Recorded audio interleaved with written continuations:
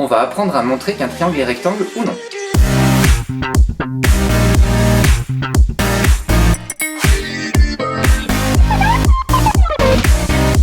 Alors pour ça, soit on a le codage directement sur la figure, mais dans ce cas il n'y a rien besoin de faire, soit il n'y en a pas. Il nous faut alors les trois longueurs du triangle. On va utiliser le théorème de Pythagore, qui nous dit que si un triangle est rectangle, on a une formule. La longueur de l'hypoténuse au carré est égale à la somme des carrés des deux autres côtés.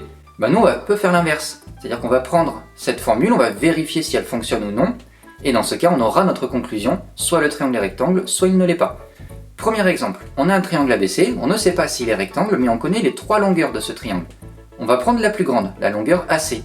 On la met au carré, 10 au carré est égal à 100. Maintenant, on va prendre les deux autres, on va les mettre au carré et on les additionne.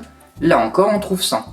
Puisque AC au carré est égal à AB au carré plus BC au carré, alors le triangle ABC est rectangle en B, puisque la formule fonctionne.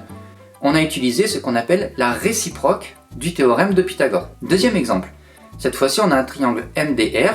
Là encore, on ne sait pas s'il est rectangle, on connaît ses trois longueurs. On prend la plus grande une nouvelle fois, la longueur DR. 8 au carré est égal à 64. On prend les deux autres que l'on met au carré et qu'on additionne. Mais là, cette fois-ci, on trouve 74. Donc DR au carré n'est pas égal à MD au carré plus MR au carré. Donc cette fois, le triangle n'est pas rectangle. Et là, on a utilisé la contraposée du théorème de Pythagore.